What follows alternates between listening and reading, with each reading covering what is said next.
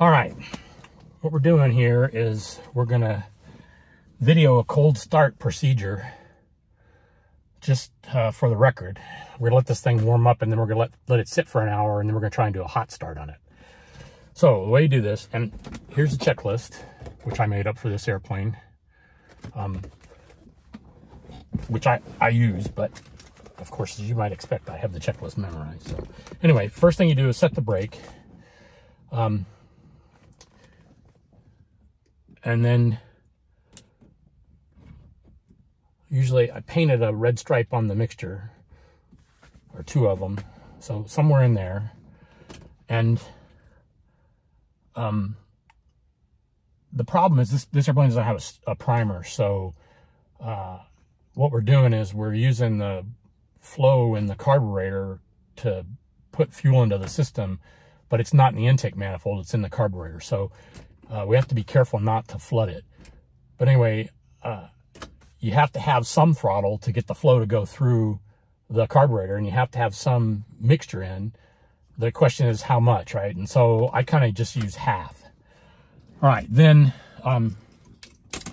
ignition to on, batteries on, and then you energize the fuel pressure or fuel system.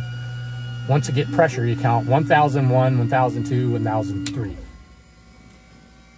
Okay, so then pull the throttle all the way out, and I put it in like 3 turns, right? So now we're ready to start. Brakes set, gears down, hydraulic pressure's on, so we're ready to go. I get ready to toggle the fuel pump if I need it, but generally you don't need it. So here we go.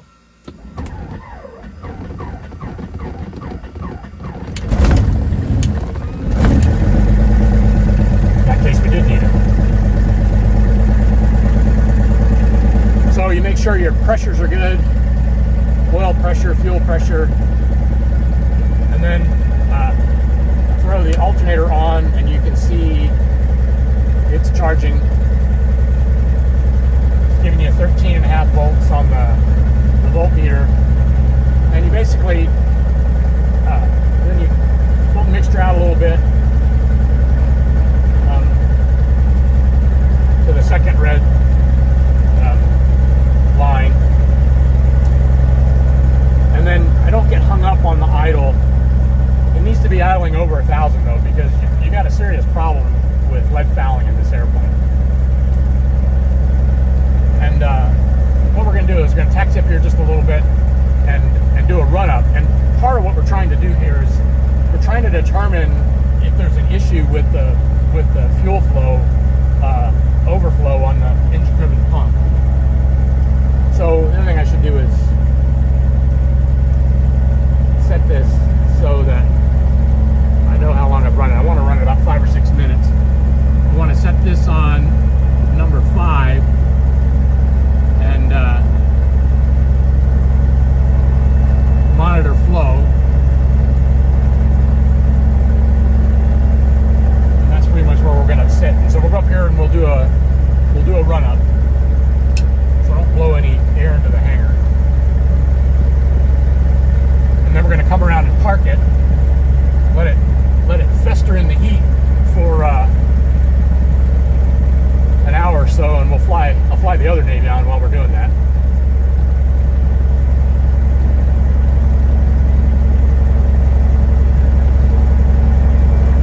So normally, when I do a run up, I usually do it with the mixture all the way in, rich, right? Because you're looking for a mag drop, although it's hard to see a mag drop on this tachometer. You can see it running a little rough. The field anyway. So there's left.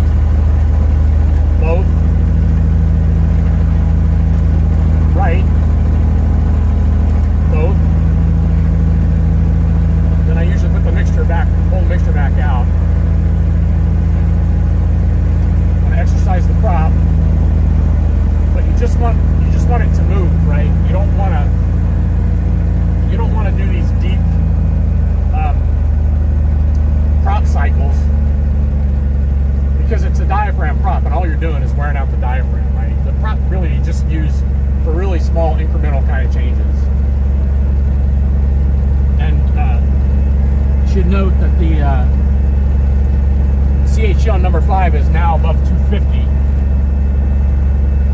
So I'm gonna taxi out and around here to where I'm gonna park this so that I can get the other Navion out.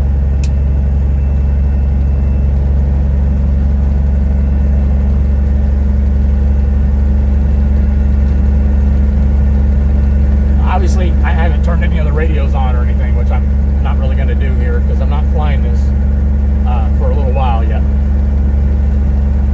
We will run it today, but part of this is just let it run at idle because the fuel system's pressurized.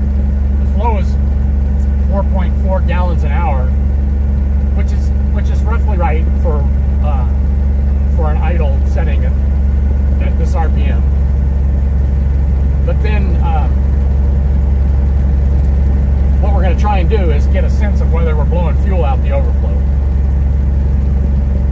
And you can see this little hard stand right here is where I like to put airplanes, you know, park airplanes so that they're out of the way, but I still have reasonable access to my hangar.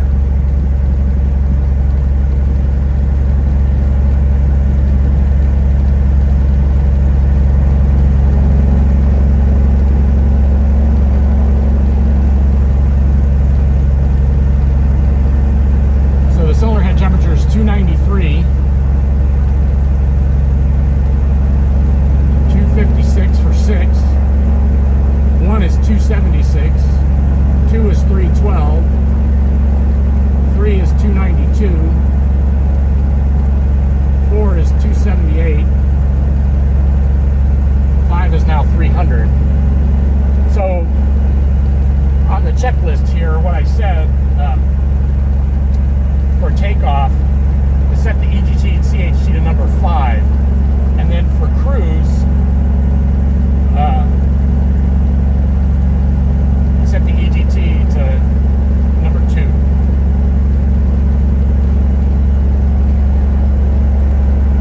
It's an E-Series engine. The mixture distribution is horrifically bad, so it's not at all unusual to have the hottest cylinder change. So, and it just depends. It's kind of airplane specific, depending on how the cooling is. But yeah, I'm going to call this good. It's been about 5 minutes. We're up at 316. Let it go another minute or so. See where we go from there.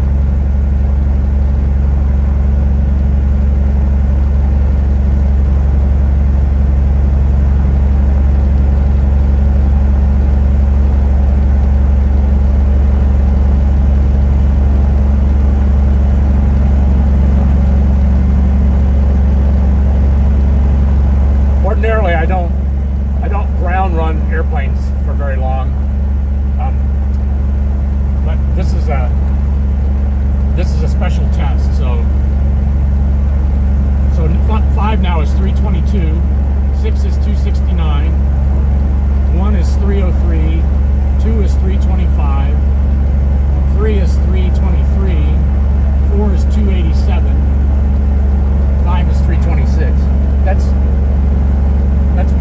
That's pretty typical of what I see on my engine as well. My unofficial temperature that I don't like to exceed is 400. Because this has bayonet style probes, they're on the bottom of the cylinders. 450 is the limit I set, even though the book says 525 is the red line for CHTs. You really don't want to ever let it get that hot. So anyway, we're going to call that good. So throttle back to idle, pull the mixture out,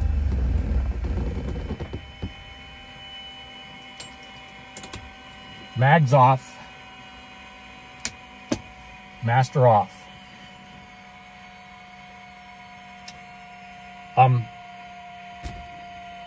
The carburetor on this has the upgraded diaphragms, but still, as a matter of practice, when you're shut down, you want to leave the throttle in a position that would be like normal for cruise, so that you don't develop any kind of set on the diaphragms. Also, I'm not going to do it now, but when you park the airplane in your hangar overnight, or, you know, you really want to have the mixture in. Actually, I guess I will do it now. Because if you have the mixture out at idle cutoff, then there's a little plunger that's what shuts the flow off in the carburetor so that that works. And if you leave it out, which it would never be in except when you're shutting the engine down, sometimes it'll stick there, right? And then you got a problem. So this is the configuration that I leave the airplane in. Make sure the ignition's off, make sure the battery's off. And obviously you don't want to turn the propeller here because you got half throttle and mixture full rich. Now, I have a Horizon P1000 tachometer, so the last thing I see before I shut down is I know that I don't have a disruption in the circuit for the P-lead grounding the magnetos. So that's another piece of information, but still, it just doesn't make sense to be turning a hot propeller. Okay, so we're going to let this sit and cook for a while, and we're going to go run the other airplane.